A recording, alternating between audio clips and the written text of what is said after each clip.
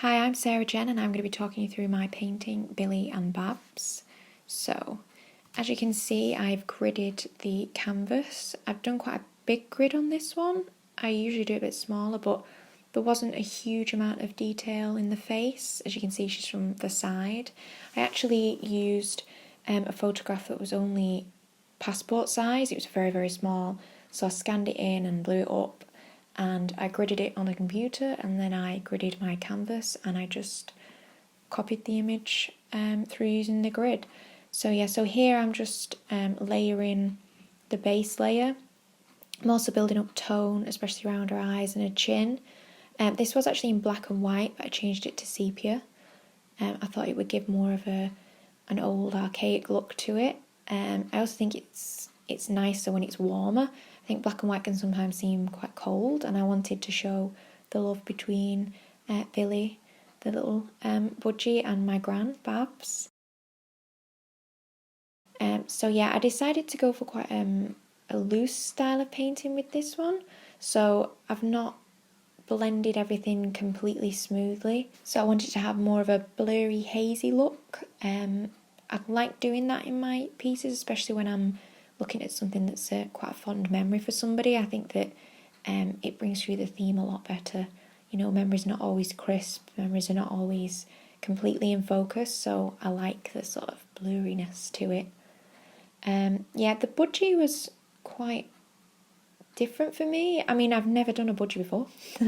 And I mean, because the picture was so small, it wasn't amazing for the detail on him. I do think, because I mean, at this point I didn't really know what I was doing. I was just like, I'm just gonna shade in these shady bits and just see what happens. I think that's mainly what I do. I don't look at it as a budgie or as a person. All I'm doing is looking at the patches of shading and the patches of light and everything. If you shade those correctly and you use the reference picture, it appears. So like at this point I was like, oh, it kind of does look like a budgie.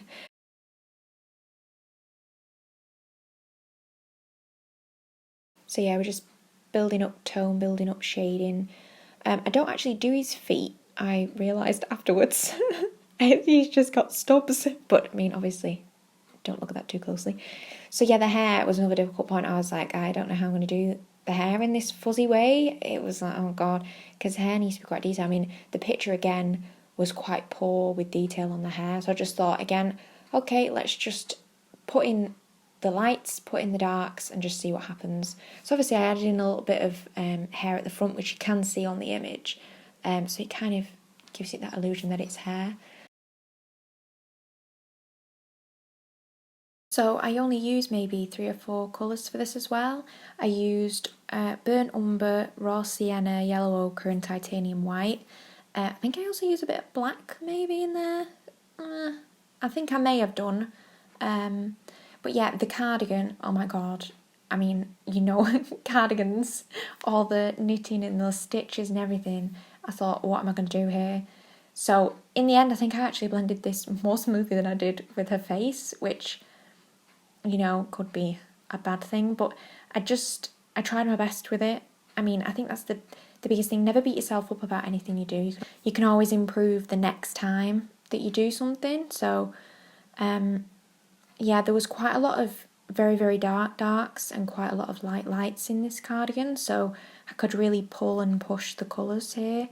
I think moving forward, if I was ever going to do a cardigan, you see here, I would just, that bit that I just did then, that was the her blouse. It was like a pattern blouse, so I sort of did that quite hazy. I thought I'm not going to, there isn't enough detail in the actual picture anyway, so I'll just do sort of imagine that there's some pattern there. Yeah, and I think as well, when I do the buttons in a second, I think I make those look too realistic maybe compared to the rest of the piece, but I think it does work in the end. I think those, because I do like doing realism, but obviously I'd sort of started off with not doing so realistic on the face. You see here I'm adding on the light. I got a bit carried away, to be honest. That happens to me a lot. I still am quite proud of the buttons. I think they look pretty good in the end. As I was saying, going forward, I think I need to spend more time maybe doing the detail on the cardigan. I mean, I think it still comes across as a cardigan, but I think I could have added in stitches a bit more, and, you know, maybe made it a bit more blotchy to sort of hint that there are stitches there, because I do smooth this out quite a lot. And I think you can see quite obviously that the face is a lot more textured than the actual cardigan. I think once you stand back from the painting though, you don't really see that. But yeah, I mean, that's something I could improve on. I think here doing like all the folds and everything of the cardigan, I mean, it was quite fun actually. I quite enjoy doing things like that because you can really, as I said before, like push and pull the colours. But again, it's just that texture that I think I'm lacking. I mean, I really, really do love this linen canvas from Pebeo. I really, really love it. I think white canvases have always scared me. So whenever I do a painting, I never get the colours right. I started a self-portrait and I was so pink. It was just ridiculous. I thought, oh my God, I look like I've got horrific sunburn. So that was put to the back. I didn't use that again. I didn't even try and save it. But I think this, for some reason, I don't know whether it's my eyes or just my brain, can just work out the colours so much better on this sort of brown linen. It's really strange. I've actually bought some tonal paper now as well because I want to try my pencils on there because I've actually not really used that yet. But yeah, going back to the painting here, I think I do build up quite a bit of nice texture just on the right hand side there. Doesn't necessarily correlate to the other side of the cardigan though. And I mean these lines as well, obviously like the cable stitch at the top, I think I did okay with this bit. I mean, again, it was trying to get that texture. It was really difficult. And I mean, I should have said this at the beginning. This is my first painting I'd done for about 6 years. I had not used acrylic. I'd not picked a paintbrush up and done a proper painting since high school, pretty much. So this was like a big thing for me. It was like me trying it out. I think that's probably why I had different techniques. You know, I had like the blurriness of the face when I first did it. Now when I was like, oh my God, this cardigan. So yeah, and I mean, these pearls, I really enjoyed this bit. And I love in this time lapse how they just sort of suddenly pop when I start adding in the shading. But again, I suppose these pearls again, it's too realistic compared. But I mean, as a first go after not doing it for so many years, I was so happy with the result at the end. And as well, I was quite daunted about the cage, which obviously we'll come to in a minute. But the cage underneath the budgie, that was like really daunting. And I thought, oh my God, how am I going to do this? How am I going to make it look right? And I think as well, I've actually, since this, I've bought smaller paintbrushes, like really, really tiny, so tiny you can hardly even see the paintbrush end. And sometimes if you dip it in paint, it gets so full of paint, you're like, where's the paintbrush gone? But yeah, I mean, I would definitely recommend buying very, very small paintbrushes. I mean, the smallest I had, I think, was slightly smaller than this one, but it was still, like, not small enough.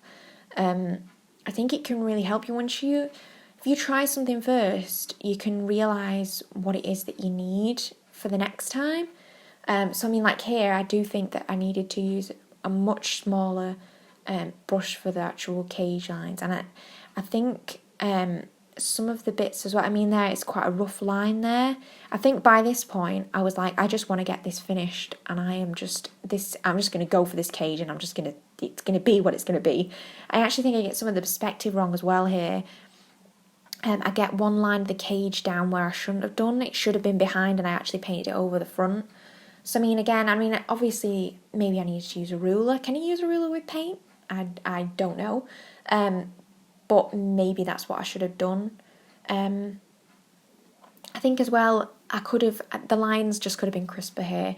I do think, again, though, when you look at it from a distance, because, I mean, I think that's the thing with paintings is you look at them from a distance, you're not going to be your face right stuck up to it. It's not going to be like that. So when you look at it from afar, it can give the illusion of, you know, crisp lines. And also, I suppose I could say to do with my theme, actually. No, it wasn't, but I just didn't have the right paintbrush. I still think it adds to the theme. It's that blurry, fuzzy, hazy look of, you know, what a memory is, really. I really love that side of my work. Once I found the theme at uni to do memories and to look at my own family, it really, really helped me to think now, right, what am I actually doing with this piece? What am I trying to say? What is what's going on, what technique am I going to use, how is this going to look, what is it going to say to the audience when they first see it. So I think sometimes it's not, someone's not going to look at it and go, oh my god, she's done it for Hazy because it's like a memory. I think you just instinctively just see that. You just think, wow, yeah, it just reads the theme. If I said, right, it's a theme about memory, they'd be like, oh yeah, I can see that. And I mean, you don't have to be an amazing artist, you could just be a fan of art, and I think you would still see that come across. So yeah, here I'm adding in like the lights a bit. I was trying to make the lines more crisp, but as you can see, my paintbrush is just far too big. I desperately needed smaller paintbrushes. I mean, I was so glad when I actually bought them when I moved on to my next paintings. But yeah, your tools can really help. Like, you could be a good artist, but then if you get the right tools, it can just take your artwork to the next level. It's like with pencils. If you're using some cheap pencils, your artwork, you could be an amazing artist, but your actual pieces may not be showing your skills to the best. So if you bought some pretty expensive pencils, then you'd be showing your actually full potential, because they'd be crisper and everything. So I think, yeah, that is how I could have improved in this one, is having the right tools. But as I said, I'd only just started up painting again, so yeah, I really hope you like this video and this time lapse. I should be uploading some more soon. Yeah, so I really hope you liked it, and see you next time.